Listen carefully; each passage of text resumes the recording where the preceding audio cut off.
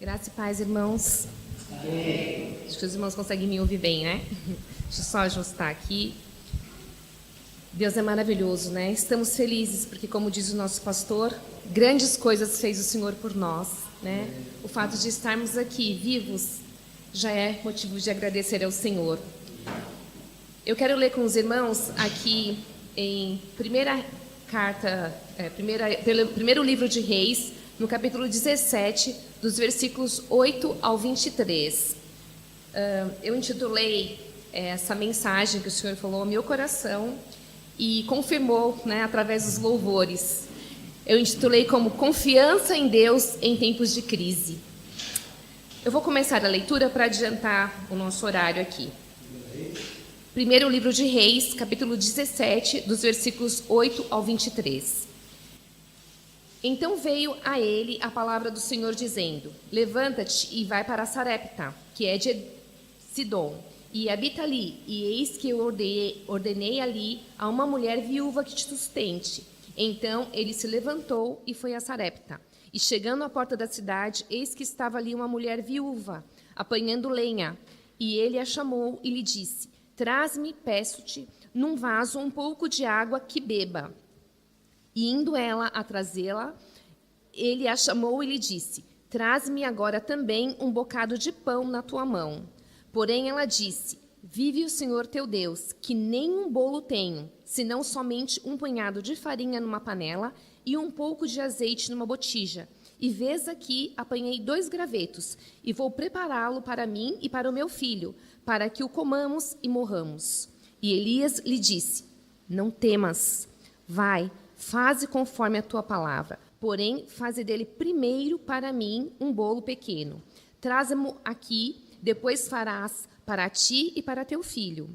Porque assim diz o Senhor, Deus de Israel: a farinha da panela não se acabará, e o azeite da botija não faltará, até o dia em que o Senhor dê chuva sobre a terra. E ela foi e fez conforme a palavra de Elias. Assim comeu ela e ele a sua casa muitos dias. Da panela a farinha não se acabou, e da botija o azeite não faltou, conforme a palavra do Senhor, que ele falava pelo ministério de Elias. E depois destas coisas sucedeu que adoeceu o filho dessa mulher, dona da casa, e a sua doença se agravou muito, até que nele nenhum fôlego ficou. Então ela disse a Elias: Que tenho eu contigo, homem de Deus? Vieste tu a mim para trazeres à memória a minha iniquidade e matares a meu filho? E ele disse: Dá-me o teu filho. E ele o tomou do seu arregaço e o levou para cima ao quarto, onde ele mesmo habitava, e o deitou em sua cama. Ele clamou ao Senhor e disse: Ó Senhor meu Deus, também até esta viúva com quem me hospedo afligiste, matando-lhe o filho? Então se estendeu sobre o menino 3 vezes e clamou ao Senhor e disse: Ó Senhor meu Deus, rogo-te que a alma deste menino torne a entrar nele. E o Senhor ouviu a voz de Elias, e a alma do menino tornou a entrar nele e reviveu. E Elias tomou o menino e o trouxe do quarto à casa, e o deu à sua mãe e disse: Elias, vês? Aí teu filho vive. Então a mulher disse a Elias: Nisto conheço agora que tu és homem de Deus, e que a palavra do Senhor na tua boca é verdade. Senhor, nós agradecemos a Ti por esta palavra, Senhor, que o Senhor já falou ao meu coração. Eu rogo-te, Senhor, que fale ao coração dos meus irmãos, Pai querido. Senhor, Tu sabes a necessidade da Tua igreja, Tu conheces a cada um de nós, Pai. Usa-me, Senhor, como instrumento nas Tuas mãos. Sei que nada sou, nada posso, nada tenho. Tudo é Teu e tudo vem de Ti, Senhor. Abençoa, Senhor, a nós como igreja, Pai. Fala aos nossos corações, Pai, que sejamos não somente ouvintes, mas cumpridores da Tua palavra. Aumenta a nossa fé, Pai. Eu te agradeço por tudo, em nome de Jesus. Amém. Irmãos, nesse contexto aqui que eu li para os irmãos, do capítulo 17, do primeiro livro de Reis, ele vai contar a história do profeta Elias e os milagres que ele realizou sobre a orientação divina, no momento em que Israel estava numa completa apostasia, ou seja, longe de Deus. Tinha completamente abandonado a fé. E também, por conta disso, Deus chamou a Elias para ir para aquele local. né? E Elias, ele foi até ali para alertar o povo de Deus acerca da sua iniquidade, acerca do seu pecado e da sua idolatria, porque eles estavam ali completamente idólatras. E Elias traz para aquele povo uma mensagem de juízo. Deus mandou que ele fosse até ali para levar uma mensagem de juízo, ou seja, Elias disse que haveria um tempo de seca. E a seca, ela significa o quê? Falta de chuva, claro. Mas a chuva simboliza o quê? A bênção de Deus. Então, Deus estava alertando Israel que haveria seca se Israel não se arrependesse dos seus pecados, não abandonasse a idolatria, porque Israel estava sob o domínio de Acabe, que era o rei, e da sua mulher, né, rainha Jezabel. E ambos eram completamente idólatras. Eles adoravam a Baal e os profetas de Baal. Ou seja, eles estavam completamente afastados da presença de Deus. E Deus falou, olha, arrependam-se. Disse para Elias ir até aquele povo para pedir para eles se arrependerem, porque viria um tempo ruim. Viria um tempo de seca, onde a bênção do Senhor não estaria ali. Viria um momento de dor, de sofrimento. E Elias obedeceu ao Senhor e foi até lá. Como é difícil, né? Eu penso, quando Deus disse isso a Elias, como ele se sentiu. Não é verdade? Pensa vocês terem que ir até um povo e olhar para o rei e dizer, olha, haverá tempo de chuva. A bênção do Senhor não estará aqui no teu reinado. E é óbvio que Elias foi perseguido por conta disso, né? Porque o rei não recebeu aquela mensagem como de bom grado. Afinal, o rei era simbolizado como Deus falando ali. Mas ele estava completamente fora do propósito divino. Elias tem uma atitude, irmãos, de fé e coragem, principalmente ao proclamar a declaração divina sobre o juízo. Elias demonstra uma convicção de quem estava o enviando e de quem estava falando com ele. Elias não duvidou, ele simplesmente obedeceu.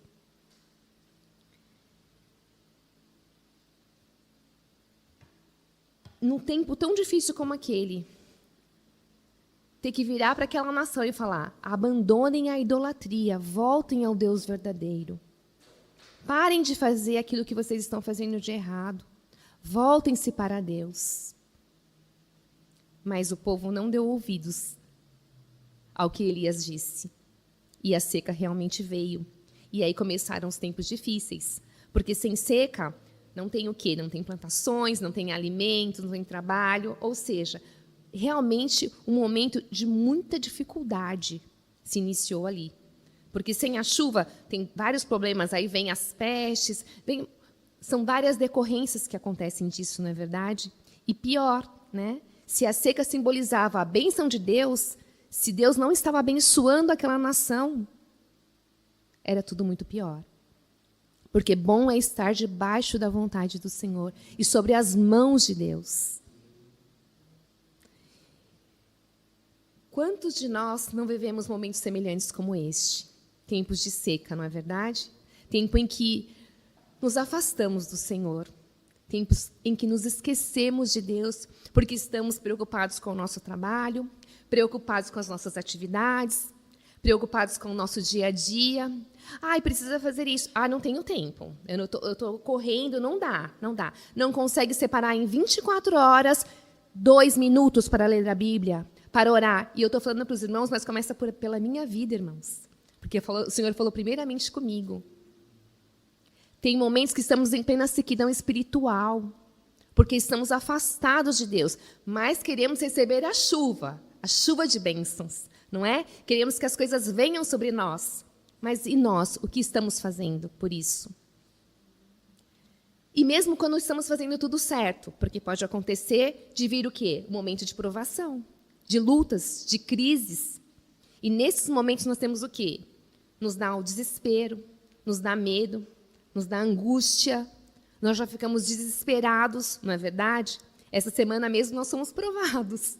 Fomos fortemente provados, né? Sabendo que na quinta-feira, quando nós soubemos que o meu sogro estava no hospital, internado, tinha sofrido infartos, Foi um momento bastante difícil para nós. Né? Nós pensamos, agora acabou tudo. Estamos aqui do outro lado do oceano. É muito complicado estar tão longe da família num momento como esse. E o que nos restava? Mesmo que nós fôssemos imediatamente para o Brasil, não se chega tão rápido, não é verdade? No mínimo 9 horas de voo. O que nós poderíamos fazer por ele? Absolutamente nada. Porque só Deus tem o poder para mudar situações. Só Deus pode reverter situações. Mas o que acontece conosco? Nós nos desesperamos. Eu fiquei bastante abalada. Eu procurei manter a minha fé firme. Né? Procurei e falei, Senhor, o Senhor está no controle. Eu nada posso fazer. Não, chorei muito, irmãos. Não foi fácil. Meu esposo eu até admiro, porque ele manteve ali a sua fé mesmo. Ele falou, amor, está nas mãos do Senhor. O que o Senhor fizer, Ele sabe o que é melhor para nós. É óbvio que eu quero meu pai comigo durante muitos anos, mas o Senhor é que sabe de tudo. E quem sou eu para questionar o trabalhar do Senhor? Irmãos, eu reconheço que isso é um ato de fé. Eu não sei se eu teria a mesma fé, porque eu já não estava com essa fé. Eu sou sincera de reconhecer que eu não estava. Ele teve muito mais fé do que eu. E o Senhor fez o milagre. Glória a Deus por isso. Mas e nós? Como você está nos momentos de dificuldades? Qual é a sua reação nesses momentos? É sobre isso que eu quero compartilhar com os irmãos. Né? Em tempos de crise, como nós nos comportamos diante de Deus? Nós viramos as costas para Deus, como fez Israel? Nós esquecemos que Deus existe? Nós vamos entender, tá vendo? Olha, seria melhor se eu tivesse feito de outra forma, se eu tivesse feito assim. O que está valendo a pena servir a Deus? Às vezes a gente chega nesse ponto de perguntar. Quando o momento é bem difícil, não é? Somos ingratos. Somos ingratos. Começo por mim, irmãos. Começa por mim. O que Deus quer falar nos nossos corações nesta manhã? Obediência em meio à crise. Elias ele foi perseguido pelo rei Acabe, quando ele deu aquela mensagem de juízo. E ele foi para aquela cidade de Sarepta era pagã, era uma cidade completamente idólatra. Pensa vocês serem enviados para um lugar completamente idólatra. Não é? É difícil. Quantas vezes nós perguntamos, Senhor, por que o Senhor nos trouxe até aqui? Não é verdade? Com que propósito, Senhor? Nós não deveríamos perguntar isso. Elias não questionou a Deus. Senhor, vai me mandar para Sarepta? Lá eles são idólatras. Eu te adoro, eu sou um profeta. O Senhor me constituiu como profeta e o Senhor me manda para um lugar onde só tem idólatras? Eles estão adorando a Baal e eu vou para lá? Não. Elias simplesmente obedeceu. Obedeça a voz do seu Deus. Ele sabe o que faz. Nós não sabemos, mas Ele sabe. E Deus disse assim para ele, levanta-te, no versículo 9, e vai para Sarepta, que é de Sidom, e habita ali. Eis que eu ordenei ali a uma mulher viúva que te sustente.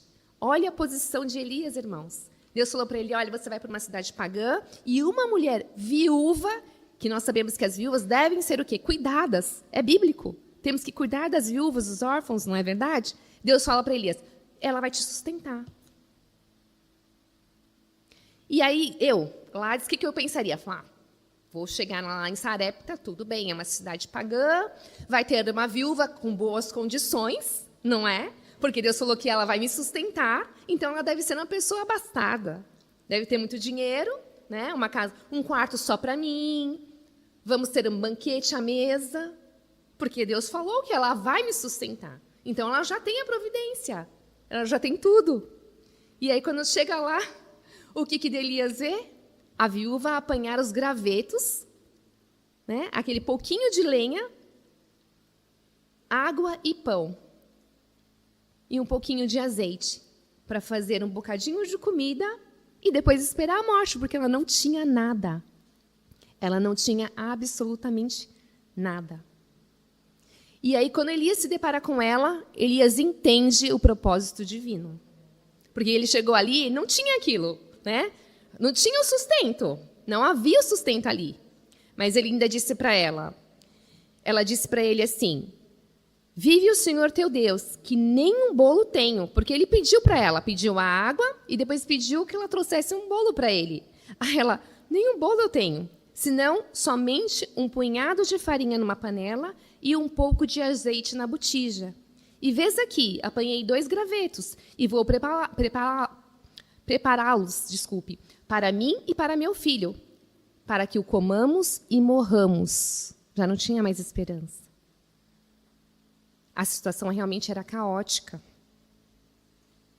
A falta de provisão de água e de alimento era um tempo de crise, um tempo de dificuldade.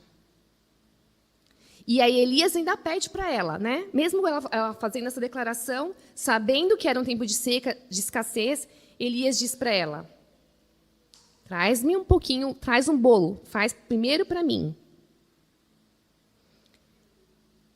E ele disse, mas só que ele disse assim primeiro: não temas, vai, faze conforme a tua palavra, porém dele primeiro para mim um bolo pequeno e traz-me-o aqui.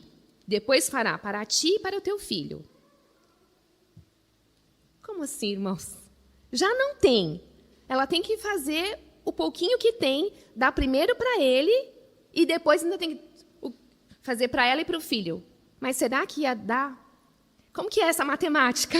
Que matemática que é essa? Não é verdade? Parece uma loucura, não é? No momento daquele tão difícil. Qual que era? O que Elias podia fazer ali, irmãos? Elias também poderia se desesperar, não é verdade? Porque a lógica aqui não está coincidindo, a lógica aqui não está batendo, não está tendo, não é verdade? Não está sendo perfeita. Está tudo contra. Há momentos na nossa vida que está tudo jogando contra. Nada dá certo. Eu estou numa fase assim, nada dá certo. Você vai fazer o mínimo, para todos dão certo, para você não deu. Eu falei, poxa, mas como? Essa semana mesmo eu fui dar entrada num pedido, para as minhas amigas deu certo esse pedido, para mim não. Aí eu falei, como? Mas está tudo certo. Está tudo em ordem. Como que para mim não deu certo isso? E aí a gente faz o quê? Vamos nos desesperar? Vamos reclamar com Deus? Aqui está, Elias não se desesperou. Elias, ele simplesmente obedeceu. E é isso que nós temos que fazer. Porque a nossa obediência, ela não está ligada com aquilo que nós recebemos de Deus, mas sim com quem Deus é. A quem você está servindo? A um Deus qualquer? Você está servindo aos profetas de Baal? A um Deus verdadeiro, aquele que criou o universo, aquele que controla todas as coisas, aquele que tem poder sobre tudo, sobre o bem e sobre o mal, sobre a vida e sobre a morte. É a esse que você está servindo, aquele que pode perdoar os pecados, aquele que deu a sua vida para te salvar. É a esse Deus que você está servindo. E é essa convicção que nós temos que ter e sermos obedientes a Ele. Não importam as circunstâncias, não importam os problemas. Ele é digno da nossa adoração, independente das circunstâncias. Isso é ser um verdadeiro adorador. Adorar quando tudo vai bem é fácil, não é verdade? Amar quando tudo vai bem também é fácil, não é? Eu amo meu esposo, amo meus filhos. Ah, mas a primeira briga, por quê? Por que isso, por que aquilo? Então isso será que é amor? O amor é independente das circunstâncias. Não importa se você tem recebido o que você quer, se está sendo do seu jeito, não importa. Continue adorando e amando a Deus sobre todas as coisas, obedecendo ao Senhor. Elias, ele obedece à ordem divina, mesmo sofrendo perseguições e mesmo sabendo que não era um momento de provisão, fisicamente falando. Ele confiou em Deus, na provisão dele e para aquela viúva e o seu filho. Porque só tinha o quê? Um pouquinho de azeite e farinha. Quem vai viver num tempo de crise com um pouquinho de azeite e farinha? É uma loucura, não é? Porque Deus, ele não está limitado às nossas regras. Deus não está limitado à nossa ciência. Deus não está limitado a nós. Ele é infinitamente mais. Ele transcende todas as coisas. Ele é superior a tudo. E é isso que nós temos que ter convicção. Aqui a nossa igreja já é um testemunho disso. A cada dia o Senhor nos acrescenta, não só pessoas, como também coisas. Agora, hoje estamos com o nosso retroprojetor. Isso é uma bênção, nosso projetor, na verdade, retro não. É nosso projetor, isso é uma bênção, irmãos. Como o Senhor tem nos abençoado. Muito além daquilo que pedimos ou pensamos. Mas por nós? Não. É pelo que Ele é, por quem Ele é e pela obra dEle. E o Senhor vai acrescentar muito mais, eu creio. Porque o nosso Deus é poderoso. E nós vemos aqui também, além da obediência de Elias, a obediência daquela viúva. Porque o profeta naquela época era tido como a boca de Deus mesmo, porque de fato era. Era como Deus falando. E aquela viúva, ela entendeu isso. E o que ela fez? Mesmo não tendo praticamente nada, ela obedeceu. Foi lá e fez o bolo para Elias. E tinha ela e o filho. E o filho era um adolescente, ele tinha 12 anos, a palavra do Senhor diz. Ela esqueceu dela e do filho e fez para o profeta primeiro, como ele havia ordenado a ela. Ela obedeceu o profeta, porque ela entendeu que era Deus falando com ela. E que valeria a pena obedecer, mesmo em meio àquela crise, aquele tempo de escassez. Obedeça ao Senhor, independente da circunstância. E uma segunda coisa que eu quero trazer para nós é, dentro de tudo isso, dessa circunstância que era totalmente adversa, nesse caso aqui, eu não sei a situação adversa que você está enfrentando. Confie em Deus em meio às adversidades. A confiança significa o quê? Você acredita, você tem fé em quem você está servindo.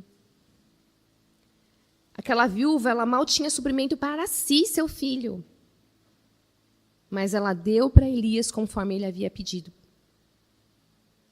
Como poderia, irmãos, se ela tinha só um pouquinho de azeite e farinha? Como que ele pede para ela, se ela avisou, olha, só tenho um pouquinho. Ele fala, tudo bem, me dá um bolo, faz esse pouquinho bolo para mim e me dá. Elias pediu algo para ela que humanamente era impossível de se fazer, de se crer. Mas a viúva ela teve fé. Ela confiou na palavra do profeta. Porque o profeta disse assim para ela: porque assim diz o Senhor de Israel, a farinha da panela não se acabará, e o azeite da botija não faltará, até o dia que o Senhor dê chuva sobre a terra. Foi nessa palavra que ela confiou. Em qual palavra nós estamos confiando? Naquela pessoa que virou para você e falou, não vai dar certo? Não vai acontecer? Você não vai conseguir? Naquele papel que você recebeu falando, indeferido? Em quem você está confiando? Onde está a sua confiança? Deus ele está nos orientando para que em momentos difíceis nós sejamos firmes em nossa fé, confiando em Deus. Porque dele vem o sustento e a multiplicação. Irmãos, vamos confiar. Não faltará a farinha na panela e nem o azeite na botija. Não importa a crise que você está enfrentando. O seu socorro vem do Senhor. Ele não vai deixar faltar nada. Seja espiritual, seja material, seja profissional, seja o que for. Seja saúde, o Senhor não deixará faltar nada. Porque Ele é soberano. Tudo vem dEle. Não é o seu salário que te sustenta. Eu não sei se os irmãos sabem disso. Não é o seu salário que te sustenta. O que te sustenta é o Senhor. O seu sustento vem do Senhor. É Ele que cuida de você.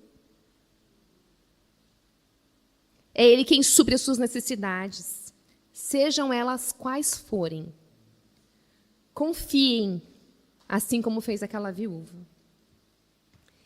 E ela foi e fez conforme a palavra de Elias. E assim como E assim comeu ela e ele e a sua casa muitos dias. Olha só, irmãos. Eles comeram, não foi só naquele momento. Foram muitos dias até que a chuva viesse. Deus supriu a necessidade. Deus multiplicou. Deus deu o sustento. Confie no Deus que você serve. É Ele quem te dá o seu sustento. É Ele quem supre a sua necessidade. É Ele quem traz salvação para quem você está orando. É Ele quem traz a saúde. É Ele quem dá a vida. Nós tivemos uma prova essa semana, irmãos, que Ele é sobre a vida e sobre a morte. Quando Ele determina, acabou. Tem que acontecer, irmãos. Isso é para aumentar a nossa fé. Da panela, a farinha não se acabou. E da botija, o azeite não faltou.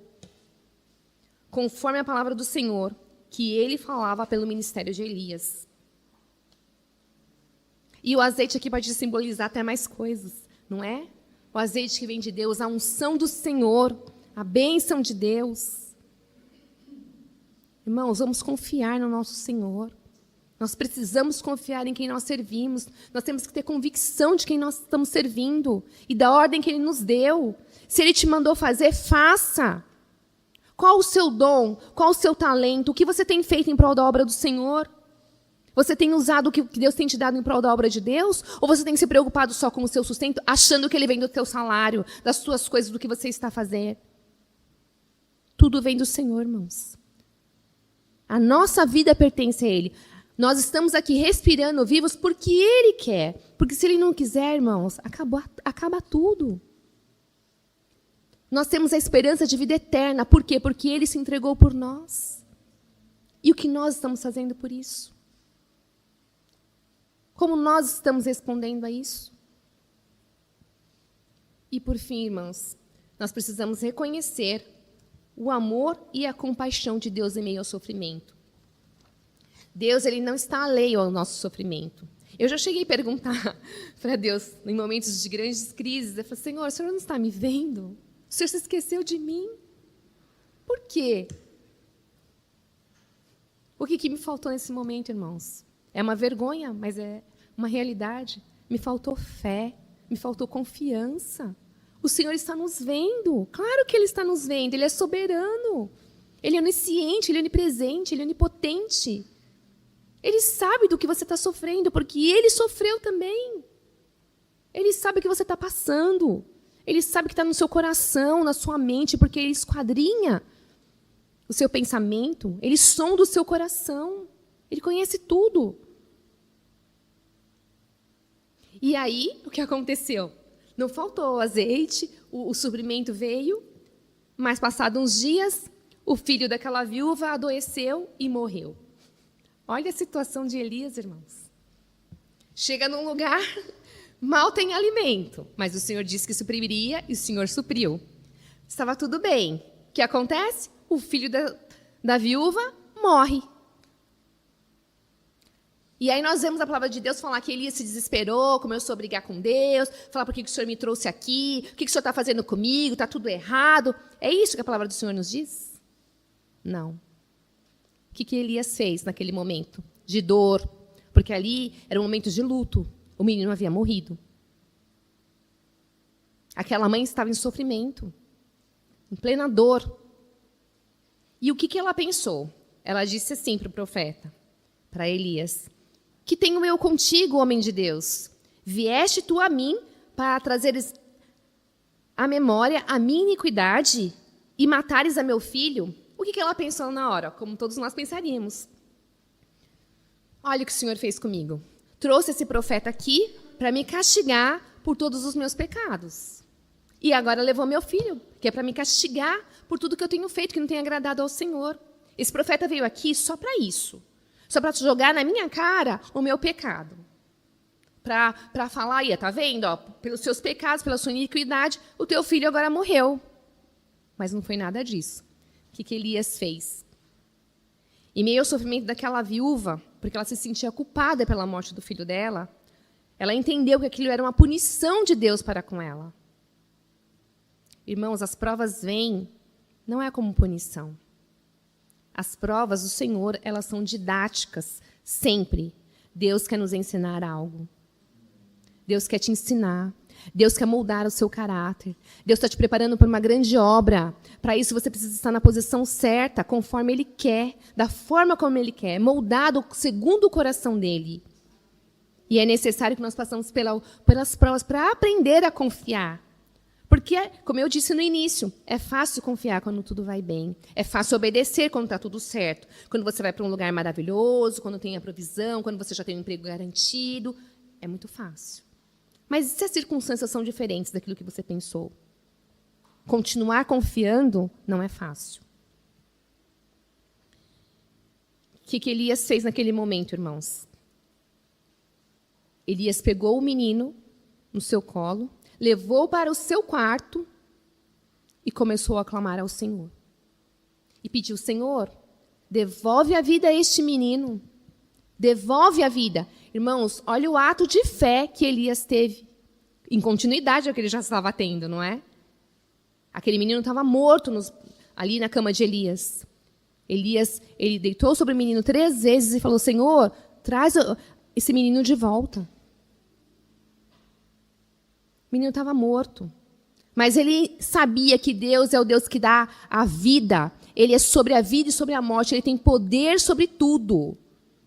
Olha que convicção que Elias tinha. Olha a fé de Elias. Num momento como aquele, será que você também teria essa fé? Será que eu teria essa fé? De orar para que Deus revivesse aquele menino?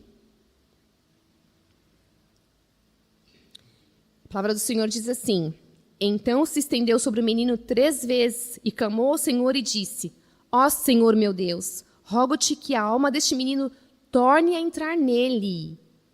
Ou seja, ele já não estava mais ali. E o Senhor ouviu a voz de Elias, e a alma do menino tornou a entrar nele e reviveu. E Elias tomou o menino e o trouxe do quarto à casa, e o deu à sua mãe, e disse Elias: vês aí teu filho. Eu imagino a alegria daquela mãe. Eu imagino a transformação que isso fez naquela viúva, irmãos.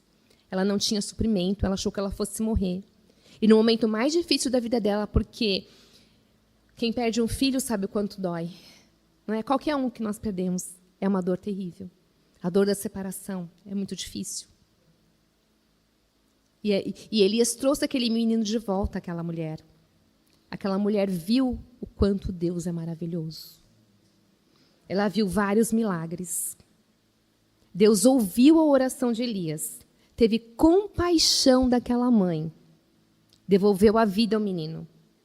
Deus operou um verdadeiro milagre, irmãos, demonstrando o poder dele sobre a vida e a morte.